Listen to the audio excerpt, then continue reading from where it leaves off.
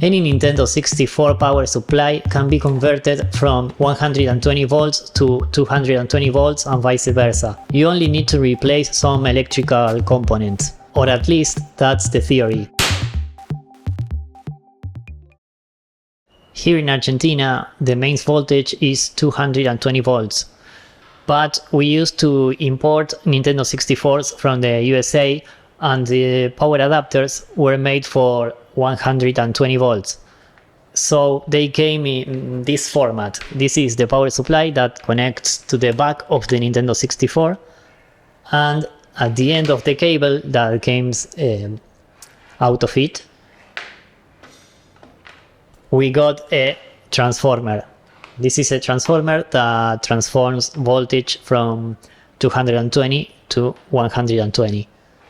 It's a not so elegant way to adapt it, so my objective in this video is to convert this part of the power supply that connects at the back of the Nintendo 64 to a 120 volt power supply, and to remove this transformer to replace it with an electrical plug. So let's see the process. Okay, let's start by opening the power supply. We first remove these two screws on the back. Those are game bit screws.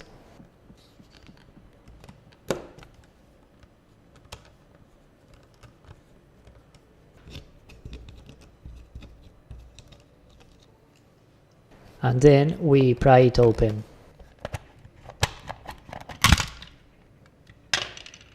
On this case, there was a plastic bit that broke off from the main port.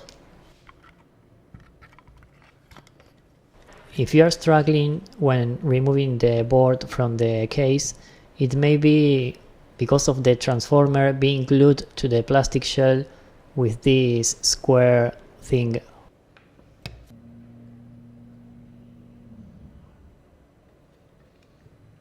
Looking at the board now, we can see that there are many components rated for 250 volts. That may be a signal that this same board works also with 250 volts. We will be removing just the components that don't fit that rating.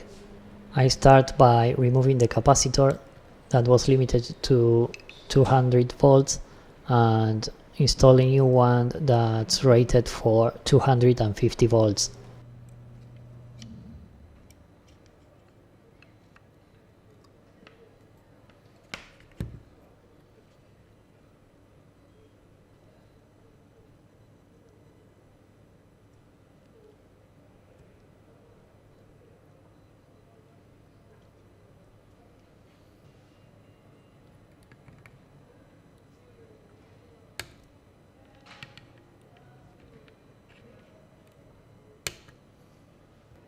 Then we'll be changing this varistor. I will be installing this new one that's rated for 275 volts. The one on the board was rated for 250, but I read somewhere that you also have to change a varistor, so I will be replacing it anyway.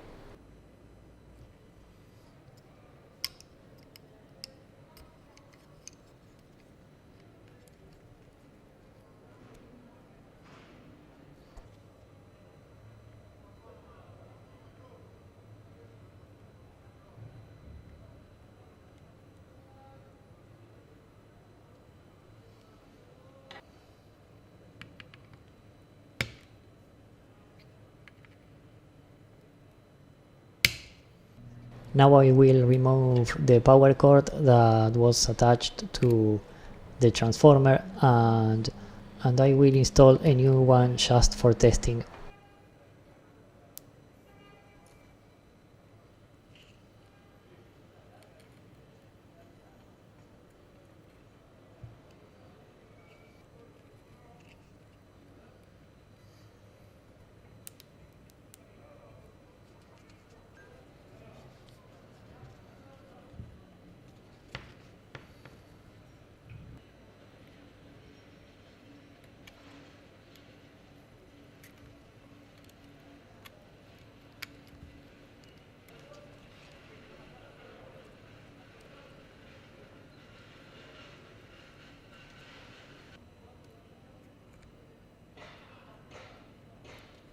And that's it. I will plug it in to check if it works. Wake up! Wake up! Hey! Wake up! There you are. Just remember, don't play with electronics if you don't know what you're doing. It could be very dangerous. This already happened to you with that PlayStation 1. Do you remember? Now go back and live the rest of your life away from all this stuff. Go back. So this is what happened. I replaced the wrong varistor. I should have replaced the smaller one, that's closer to the source. This varistor was rated for 120 volts and was the one in charge for protecting the rest of the circuit from high voltages. A varistor is a component which resistance varies according to the voltage difference between its two pins. When the voltage surpasses the varistor rating, in this case 120 volts, the resistance drops drastically. That's what happened in this case. I supplied the circuit with 220 volts, the varistor drops its resistance, and when the resistance goes down, current goes up, surpassing the rating of the fuse, making it explode. I will replace now the varistor for one rated for 275 volts and the fuse for a new one.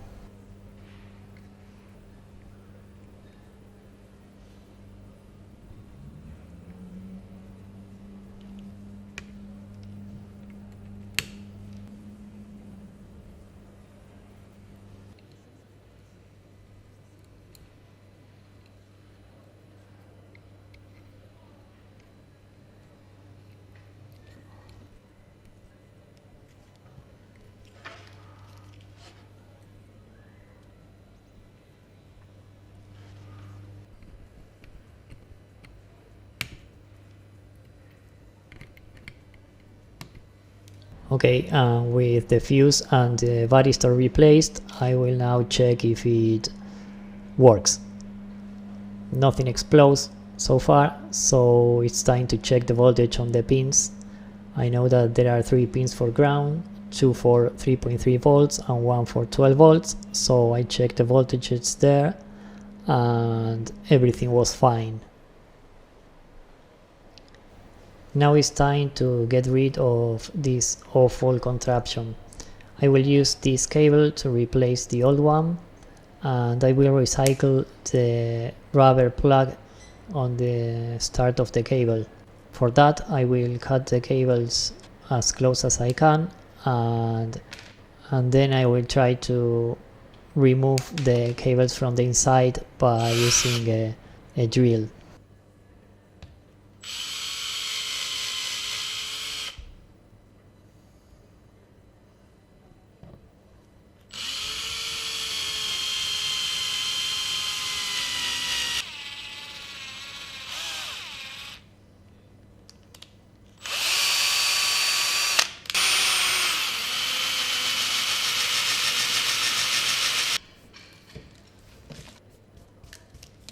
Once done, I clean the rubber thing with isopropyl alcohol and a toothbrush.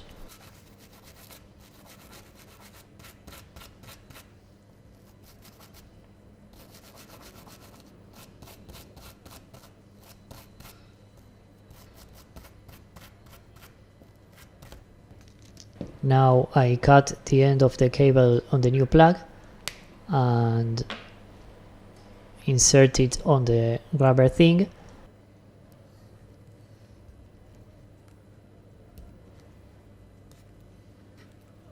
And then I prepare the cables to strip them and soldering them.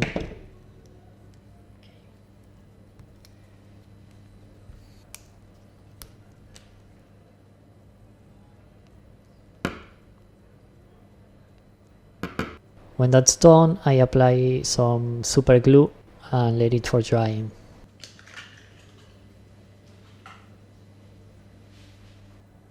Now I will clean the plastic shells. For that I use soapy water and a toothbrush.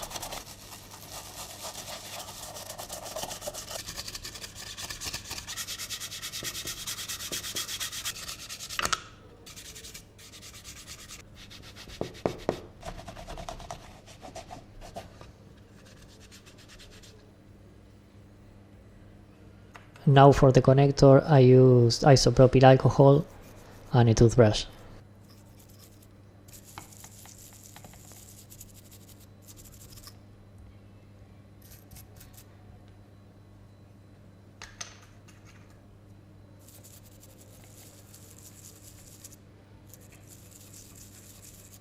And once cleaned, I glued back the plastic part that broke off.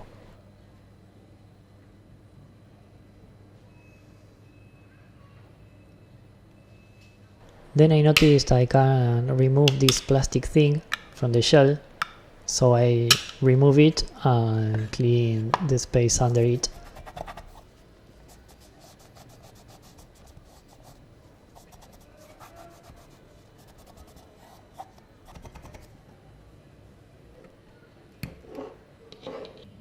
Now it's time to solder the new power cable.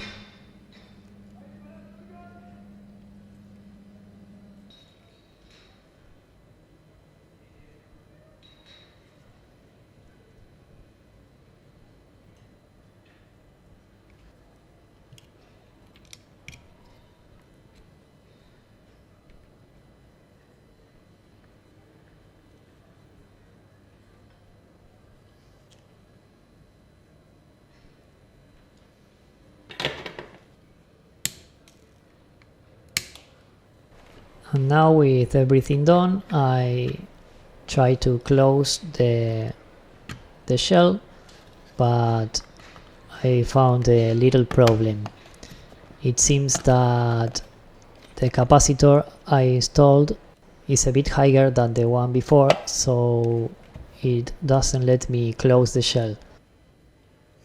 So I look for an alternative way to position it inside the shell, and then I decided to extend its legs again and install it sideways.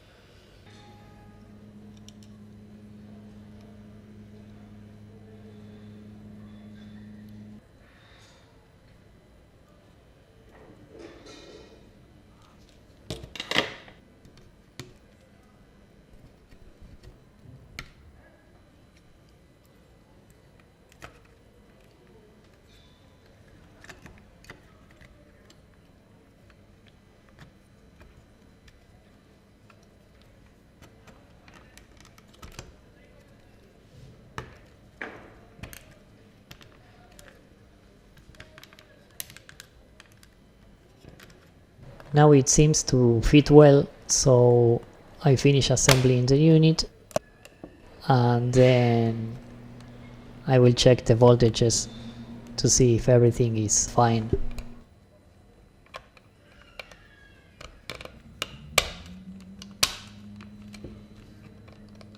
The voltage levels are the same as they were when the power supply was fitted with 120 volts. So that was a successful conversion. And this is the end result, the power supply with the new power cord. And finally, it's time to check it with the console and a game.